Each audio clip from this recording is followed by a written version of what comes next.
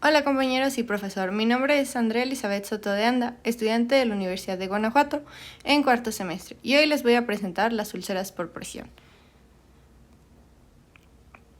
Bueno, como quiz inicial vamos a abordar qué es una úlcera por presión, por qué surgen y cuál es el factor de riesgo más importante para la presentación de una úlcera por presión.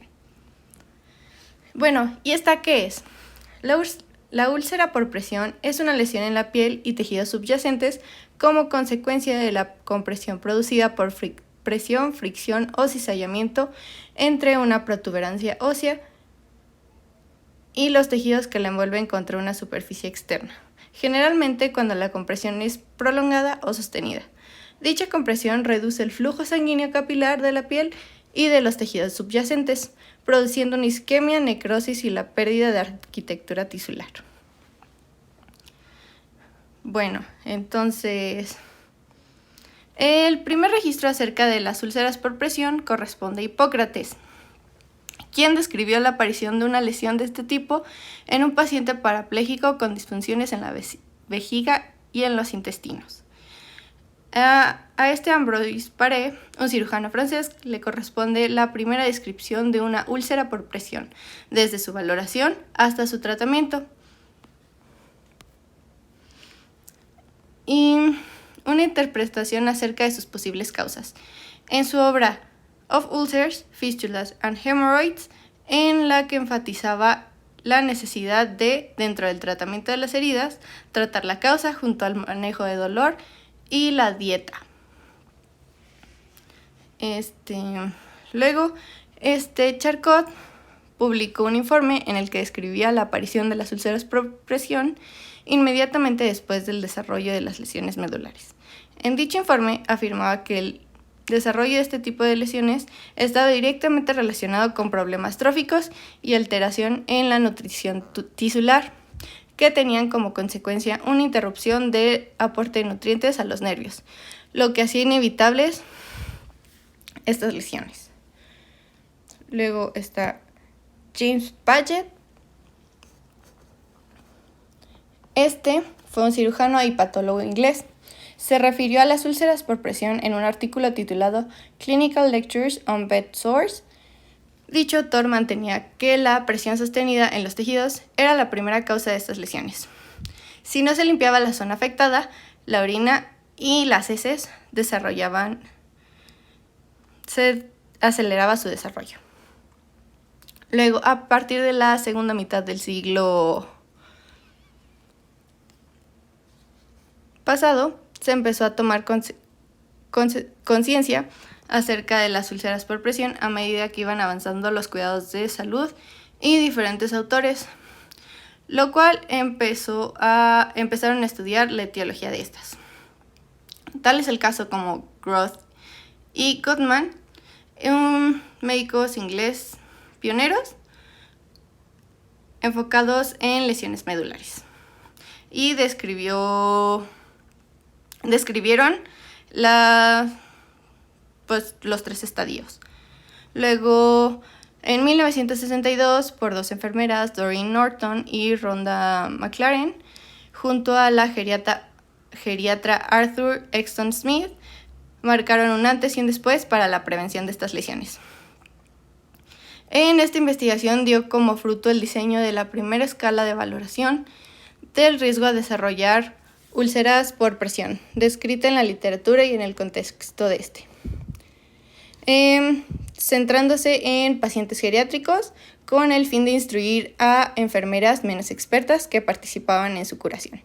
Doreen Norton desarrolló la conocida escala que aún se sigue utilizando en muchos hospitales y residencias en el mundo. Luego,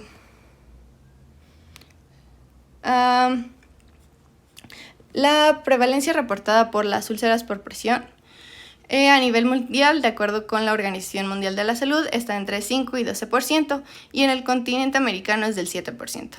En México, en 2011, se realizó el primer estudio nacional de prevalencia de las úlceras por presión, dando como resultado una prevalencia del 12%, lo que lo ubica en en un nivel medio con respecto a otros países como España y Alemania, con prevalencia de entre 6 y 13%.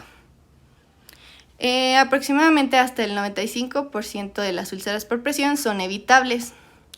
La importancia de las úlceras por presión radica en la gravedad de sus complicaciones, dolor, infección, sepsis y aumento en la mortalidad, aumento de los días en la estancia de un paciente hospitalizado, una demanda de mayor cantidad de personal de enfermería, así como el gasto sanitario, que se lleva hasta 5 veces más comparado con pacientes que no presentan úlceras por presión. Bueno, en su fisiopatología, estas se producen como consecuencia de un aplastamiento tisular entre una prominencia ósea y la superficie externa durante un tiempo prolongado. La presión capilar máxima se cifra en torno a los 20 milímetros de mercurio y la presión tisular media entre los 16 y 33 milímetros de mercurio. Presiones superiores ejercidas sobre un área concreta durante un tiempo prolongado desencadenan procesos isquémicos que, si no se revierte a tiempo, origina muerte celular y su necrosis. En la formación de la úlcera por presión parece tener más importancia la continuidad de la presión que la intensidad de la misma, ya que la piel puede soportar presiones elevadas, pero solo durante cortos periodos de tiempo. Por lo que se puede afirmar que la presión y el tiempo son inversamente proporcionales. Luego existen factores de riesgo para el desarrollo de las úlceras por presión y se clasifican en intrínsecos y extrínsecos. Los extrínsecos el primero de presión, es la fuerza ejercida por una superficie perpendicular a la piel debido a la gravedad. Provoca aplastamiento tisular que ocluye el flujo sanguíneo con posterior hipoxia de tejidos y necrosis y continua. Ese representa el factor de riesgo más importante. Luego la fricción, que es una fuerza tangencial que actúa paralelamente a la piel, produciendo roces por movimiento o arrastre. La humedad aumenta la fricción y aparte de macerar la piel. Luego el cizallamiento combina los efectos de presión y fricción. Por ejemplo, la posición de Fowler, que provoca presión y fricción en el sacro. La humedad. La incontinencia es un factor de riesgo conocido para el desarrollo de las úlceras por presión. El paciente que presenta incontinencia fecal tiene un riesgo 22 veces de presentar una úlcera con respecto al paciente que no presenta incontinencia fecal. Otros factores son los intrínsecos, como la inmovilidad o movilidad limitada, hospitalización prolongada, deterioro del estado de alerta, enfermedades neurodegenerativas, comorbilidades, hipotensión, cáncer, fractura de cadera, malnutrición o restricciones dietéticas, fármacos que deprimen el sistema nervioso central o depresión. También incontinencia urinaria o fecal, envejecimiento general o cutáneo, pérdida de elasticidad cutánea y pérdida de grasa subcutánea. Luego tenemos los factores fisiopatológicos, como las lesiones cutáneas, estas como el envejecimiento y patológicas, tratamientos del transporte de oxígeno, insuficiencia vascular periférica, estasis venoso, trastornos cardiopulmonares, déficits nutricionales como delgadez, obesidad, anemias, hipoproteinemias, trastornos inmunológicos como cáncer, infección, alteraciones del estado de conciencia por fármacos, confusión, coma, déficit motor como accidentes cerebrovasculares, fracturas, déficits sensoriales, pérdida de la sensibilidad, alteraciones de la eliminación como lo son la incontinencia urinaria y fecal. Derivados del tratamiento. Inmovilidad impuesta por tratamiento inmunosupresor, radioterapia, quimioterapia, sondajes con fines diagnósticos o tratamiento. Situacionales, falta de higiene, arrugas en la ropa, objetos de roce, inmovilidad por dolor y fatiga, entre otros. También tenemos del entorno por falta o mala utilización del material de prevención, desmotivación profesional por falta de formación o información específica, sobrecarga del trabajo, falta de criterios unificados en la planificación de las curas, falta de educación sanitaria de cuidadores y pacientes, deterioro de la propia imagen de la enfermedad. Siguiendo con los parámetros de valoración, estos tenemos como a la hora de valorar una lesión, debería estar descrita mediante unos parámetros unificados para facilitar la comunicación entre los diferentes profesionales implicados, lo que a la vez va a permitir verificar su adecuada evolución. Pues la localización y el número de lesiones, por ejemplo, estos son los puntos de presión, las prominencias óseas, donde son más comunes que se originen las úlceras por presión, como las vértebras, omóplatos, escápulas, codos, caderas, sacro, nalgas, rodillas, talones. Ya depende de la posición en la que se encuentra el paciente: talones, sacro, codos, omóplato, cabeza, los maleolos, los cóndilos, trocánteres, costillas, acromion, oreja, conducto auditivo externo, dedos, rodillas, genitales, mamas, mujeres, acromion. Luego tenemos los estadios de esta patología. Estas tienen en cuenta su aspecto externo. En el estadio 1 presenta eritema cutáneo que no palidece, y en paciente de piel oscura se debe observar edema, induración, decoloración y calor local. En el segundo estadio, la úlcera superficial, que tiene aspecto de abrasión, apoyo o cráter. Luego está el tercer estadio, pérdida total del grosor de la piel, que implica lesión o necrosis del tejido subcutáneo, que puede extenderse hacia abajo, pero no por la fascia subyacente. Luego tenemos el estadio cuarto, que es la pérdida total del grosor de la piel con destrucción extensa, necrosis del tejido o lesión del músculo, hueso o estructura de sostén. En este estadio, como en el tercero, pueden presentarse lesiones con caverna, tunelizaciones o trayectos sinuosos. Luego, en el área, se debe registrar el diámetro de las lesiones circulares y las longitudes perpendiculares mayores de las lesiones irregulares. También están por su profundidad. El primer grado afecta la epidermis y deja expuesta la dermis subyacente. En el segundo grado afecta toda la piel hasta la grasa subcutánea. En el tercer grado llega hasta la fascia profunda. En el cuarto grado, la necrosis abarca el músculo y llega a afectar articulaciones y hueso. Luego, secreción de la úlcera. Estimar la cantidad e identificar el grado de dolor y purulencia. En el tejido existente en el lecho ulceral, si existe tejido de epitelización, de granulación, esfacelado o necrótico, tunelizaciones y fístulas. Y el estado de la piel perilesional, diferenciar la celulitis del eritema circunferencial que rodea la mayoría de las heridas en vías de cicatrización, buscando dolor, calor y enrojecimiento. Luego tenemos los tipos. Existen las venosas, arteriales o isquémicas, neuropáticas por presión y neoplásicas. Aquí dice dónde se localizan, sus síntomas, la morfología, exploración física y enfermedades asociadas. En las venosas, lo más común es encontrarlas en el maleolo medial hasta el tercio medio de la pantorrilla. Los síntomas son sensación de pesadez, dolor leve a moderado, que mejora al elevar el miembro inferior. Puede desarrollarse rápidamente, son poco profundas, bordes irregulares y hemorrágicos, exudación abundante. Luego está la exploración física, dermatitis purpúrica pigmentada alrededor, lipodermatoesclerosis y pulsos distales. Enfermedades asociadas es una trombosis venosa profunda. Luego tenemos las arteriales o isquémicas, normalmente en los dedos distales, prominencias óseas, si es por isquemia arterial, y en la cara lateral de la pierna sin hipertensión arterial.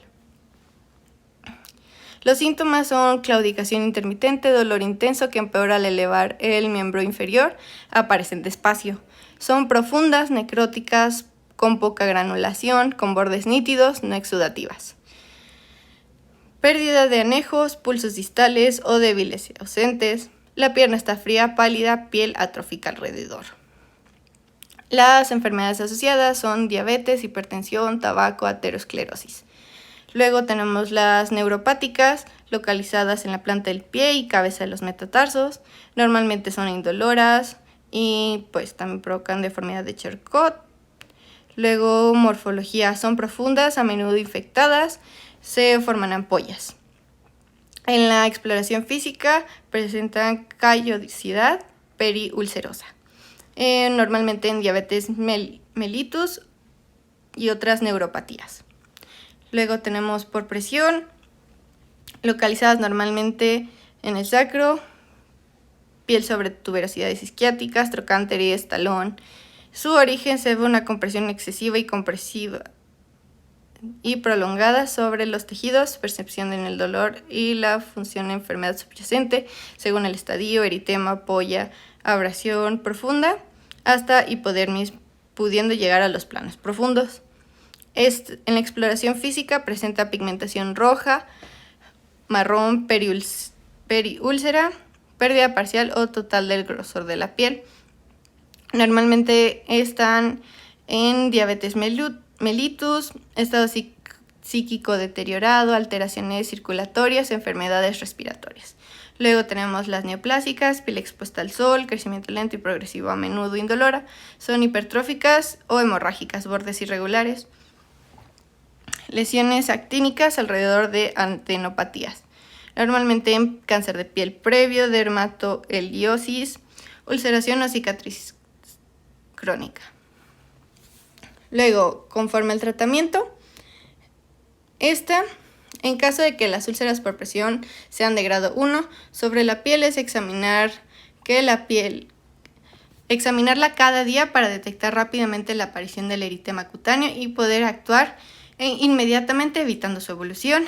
Mantener la piel del paciente en todo momento limpia y seca, utilizar jabones o sustancias limpiadoras con potencial irritativo bajo, lavar la piel con agua tibia y aclarar realizando un secado meticuloso sin fricción. No utilizar sobre la piel ningún tipo de alcohol, aplicar cremas hidratantes. Luego también tenemos apósitos protectores para reducir las posibles lesiones por rozamiento como cizalla y no permitir masajes sobre las prominencias óseas. Luego, ya sobre el estado general, es corregir e identificar los diferentes déficits nutricionales, asegurar el estado de hidratación adecuado, tratar las patologías de base. Luego, sobre la movilización, realizar de forma periódica cambios posturales cada 3 horas en los pacientes encamados, siguiendo una rotación programada e individualizada. Cuando el paciente se encuentra en sedestación, se efectuarán movilizaciones horarias y si se puede realizar autónomamente, el paciente debe realizarlo, y si no, pues el profesional encargado puede enseñarlo. Luego también es mantener el alineamiento corporal, la distribución del peso y el equilibrio, evitar contacto directo sobre las prominencias óseas entre sí, evitar arrastre, realizar movilizaciones reduciendo las fuerzas tangenciales. Si es necesario, elevar la cabecera de la cama lo mínimo posible, máximo pueden ser 30 grados durante el mínimo de tiempo. No utilizar flotadores. Usar colchones, cojines o almohadas y protecciones locales para disminuir al máximo la presión. En cuanto a la incontinencia, pues nada más se le educa al paciente sobre el control de sus esfínteres. Entonces luego tenemos ya a las úlceras por presión grado 2, 3 y 4. En estas se hará un desbridamiento del tejido necrótico, limpieza de la herida, control del exudado, prevención y el abordaje de la infección bacteriana, la estimulación de la cicatrización y la revitalización, entre otros tratamientos. Aquí les dejé un video de cómo desbridan la piel. Esta la van a encontrar como escara también, entonces ahí les va a aparecer como escara. En el tratamiento fisioterapéutico se van a realizar cambios posturales con frecuencia para reducir las zonas de presión y más vulnerables, las movilizaciones tempranas para evitar que el paciente esté inmóvil lo más que se pueda. También evitar colocar al paciente sobre las lesiones ya existentes ni sobre prominencias óseas. También hay que emplear elementos de recolocación como almohadas o cuñas para mantener la posición y la alineación del cuerpo y para redistribuir la presión y así evitar que caiga sobre prominencias óseas. No usar dispositivos ni cojines redondos de tipo anillo flotador porque pues estos disminuyen el flujo de la sangre y aumentan el edema y crean áreas de alta presión que puede dañar los tejidos. Y pues es lo que estaba diciendo. Y como tratamiento fisioterapéutico de medios físicos, también se puede utilizar el láser, microcorrientes para una cicatrización más rápida y magnetoterapia y ultrasonido. Y pues sería todo de mi parte. Gracias. Aquí están las bibliografías.